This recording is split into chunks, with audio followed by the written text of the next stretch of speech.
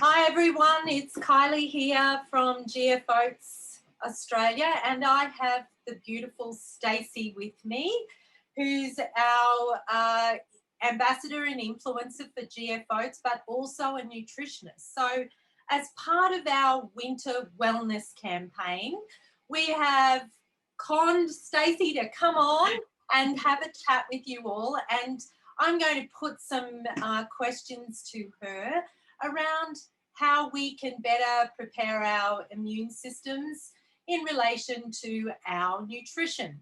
So before we get into all of that, Stace, could you just give us a quick snapshot of who you are and what you do? Thank you so much, Kylie. So excited to be here. So I'm Stacey, a nutritionist based in Melbourne, Australia. And my philosophy is all about natural living, natural eating, getting back to basics, whole foods, intuitive eating, all of that. So it's perfect that I'm an ambassador for GF Oats because it's perfectly in line with all of my philosophy. Yeah, no, we love it. And we absolutely love what you do, what you create, the messages that you share. And I'll just make sure for anyone who's listening, we'll put all the details in the show notes so that people can find you, because they must follow you on your Instagram. Is that your favorite platform, Instagram? Yeah, natural spoonfuls on Instagram. So that's where I'm mostly hanging out. Excellent, excellent. Well, we'll share that. So let's get into these questions. So what is your number one superfood that you utilize, I guess, during the months of winter to help boost your immune system? So this was very, very hard to pick because there are many, and I do use multiple things to support my immune system. But I would have to say the number one thing that I recommend is including bone broth to support our gut health. So bone broth is fantastic at combating inflammation, which is very important. So I would say bone broth. Yeah. And do you have a favorite recipe that you follow? Because I do. I'm a big bone broth fan. So good. Yeah. I've got one up on my website. Excellent. But we'll put a link to that then, so that people can go to that, because that's a really good one. I love the bone broth, and it's so easy to do. If you've got a slow cooker, it's just it's just so Chuck it all in. Yeah. That's right. Yeah. Thank you. So what's your number one tip to fight colds or flus? And please extend it to a couple. We won't, like, maybe 3 if you have a few more. Well, my number one tip following on from bone broth is supporting gut health. Yeah. So over 70% of our immune system is actually in our gut. So it's very important to focus on gut health. So that means including prebiotics and probiotics. Oats are actually a fantastic source of prebiotics. They're full of beta-glucan fiber and resistant starch. So including that, prebiotics feed the gut bacteria, so the probiotics. So it's really important to include that regularly in your diet. And probiotics we can get through fermented foods, so things like sauerkraut, kimchi, kombucha. I'm sure you've heard of all the trendy things that are coming out on the market, but they are fantastic for supporting gut health. Yeah, and I'm just re-releasing an article I did last year on, immune health, and probiotics is definitely one of the ones that I've put in there. And for those who need to get some support from supplements, get a good probiotics, get one that's, got a few different strains in it and can really support you. Some of the cheaper brands are really the ones to go for. Yeah, exactly. And I do think that a lot of the time that we are missing the element of prebiotics. People are focusing on the probiotics, but just getting some prebiotics simply through whole foods like oats really does make a difference. Yeah, excellent. And that sort of leads me into one of the biggest questions I get about is how to prepare your oats. And customers like myself and yourself probably had some gut issues in the past, and we Yes. talk about how best to prepare the oats. So I always say, and I think that you are saying to your clients and online, is soak the oats so that you break them down. Our forefathers used to do it. It's the old-fashioned way of preparing grains. Yeah. So I find that myself, even today, and I've done a lot of repair on gut health, is that, if I don't prepare them and soak them overnight, I get a bit of a grumbly tummy. Yeah, it can be a bit hard to digest and break down. But it's so simple to soak them. Yeah. I love making things like overnight oats and adding in some chia seeds in there. That's a fantastic way to easily digest them. So Yeah, excellent. And we're going into what would you add to your porridge to help boost your immune system? So we definitely want to focus on some vitamin C, of course, and zinc. So vitamin C just could be simply oranges chopped up, or even kiwi fruits, which are in season at the moment.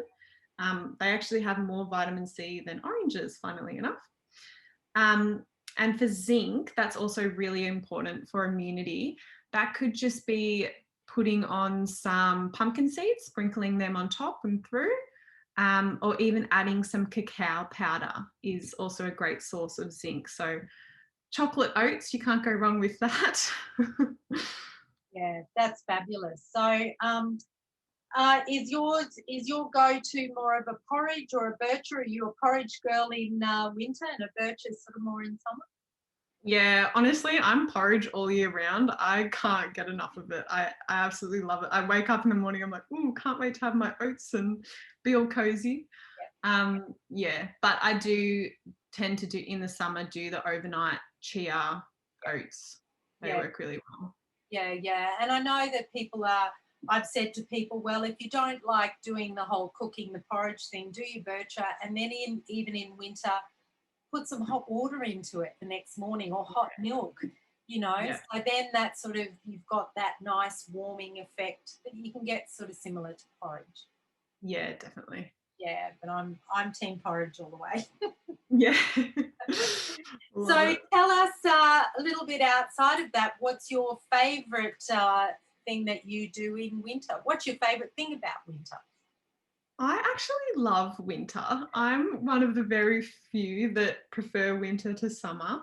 I don't know what it is. I just love getting cozy and warming up and putting on my Kathmandu jacket and going for a brisk walk. And I don't know. I love it.